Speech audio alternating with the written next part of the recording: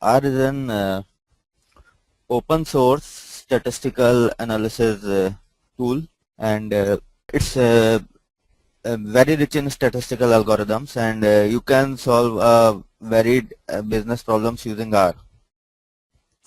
Okay, so I will just take you to data warehousing. R is very much capable of doing data warehousing stuff as well, and you can generate reports in R. So it basically has all the features you expect to be in ETL language or ETL tool: extract, transform, and load. So let me just show you what kind of problems you can solve using R by statistical analysis.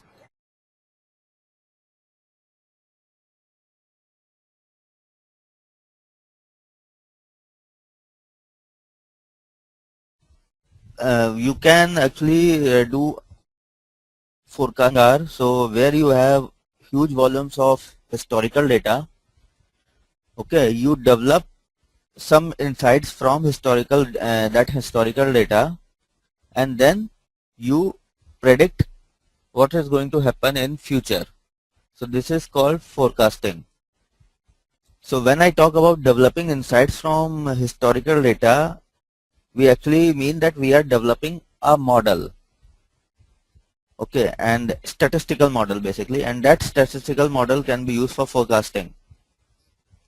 So if you look at the screen here, this is just an example because we are going to these things in detail at the later stages in this course. So if you see the screen, you find that this is an historical data of sales of stamp. Okay, so this is basically time series data where we have yearly sales of stamp. And now you want to do forecast. Suppose you want to forecast the sales of stamp in next 5 years. So you can achieve that in R, and there are various techniques to achieve this.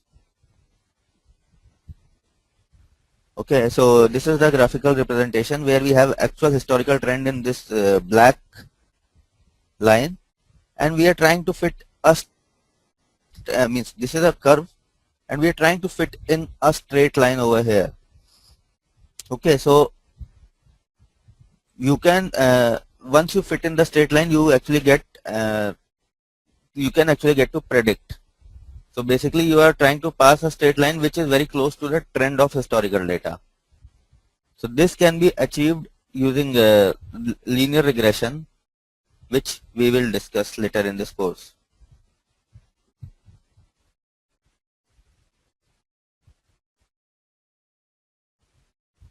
And this forecast can be affected by a variety of factors. So you can consider all those factors into account. Okay, suppose you want to forecast sales of a consumer good product.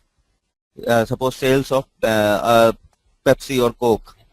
So you must have noticed that sales of Pepsi or Coke increases during the time of Thanksgiving or Christmas during holiday season. So holiday is one of the factor which is affecting sales of your beverages. And yes, and sales also increase during summer. So see, this is owing to seasonality.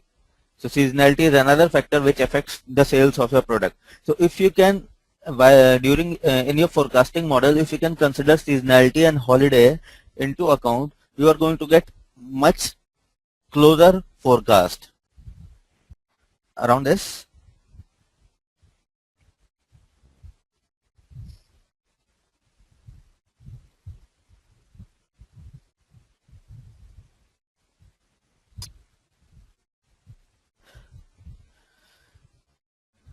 So now you see another example where we are doing market basket analysis. This is another statistical technique we can use in R.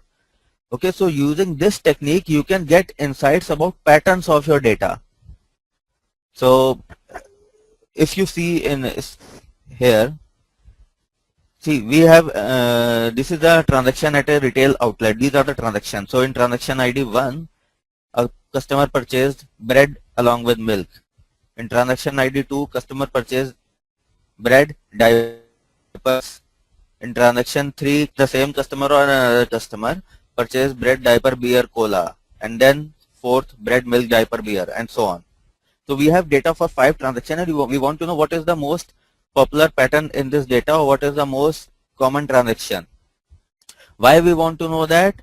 Because if we are able to find out that with product A, product B is also being purchased in our shopping mall or retail outlet, we can keep product B along with product A. So this will give you a lift in sales. So this helps you decide in deciding the placement of your products in shopping mall. So here you see what insights we get, that diapers, the person who purchases diaper and milk will also purchase beer and cola. Okay, so there is a popular case study which is being taught in management institutes, that diapers are sold. It has been observed in the US that beer, whenever a person purchases beer, he also purchases diaper.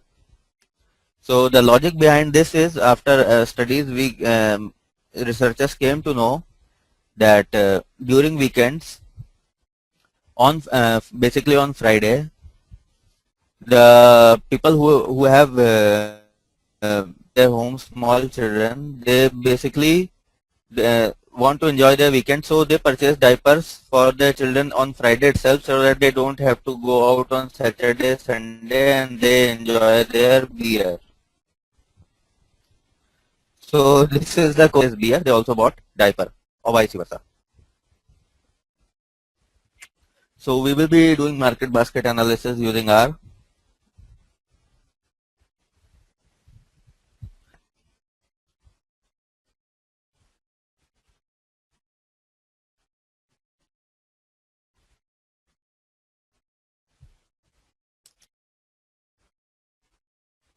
Okay. Problem we can target is basically customer profiling. Suppose you have you have a data from an entire geography. Suppose you say a state in US. Okay. Suppose from Texas in US. That is, and we are actually suppose an insurance company. Okay, and we want to see what kind of people we should target with what kind of insurance policy, because we cannot target everyone with every policy. There is a cost associated with every promotion. If even if you give phone call to everyone, you cannot have enough resources who can call each and access. So there has to be targeted campaigning. So for that, you need to first understand your customer base.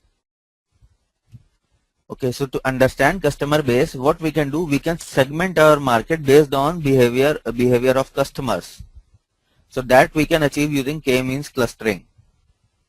So we will also discuss this with its practical implementation.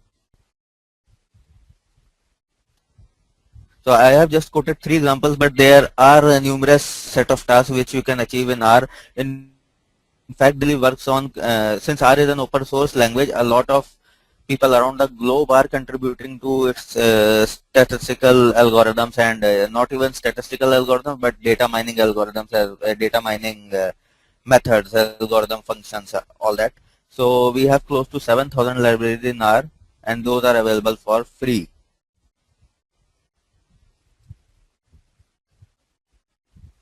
So this is just a start, and once you really start working on R, you will come to know how rich R as a programming language is. Yes, how much is R different from Apache Mahout? Okay. See, Mahout basically, okay, R can see Mahout basically works on jar file, if I'm not wrong, where we are calling already existing jar files Okay, I actually went into similarity. So R actually it does the same thing where it fetches the library and from that library it calls a function to achieve statistical algorithm. But yes, when we talk about difference, Mahout, not all the algorithms in Mahout, but yes, some of the algorithms in Mahout provide MapReduce functionality. Okay, so our entire processing is being done in memory. However, I'm talking about open source. Our entire processing is being done in memory. However, we also have an advanced version of R which actually does parallel processing. So both we can achieve big data capability using both Mahout and the big data version of R. So big data version of R is basically called Revolution R.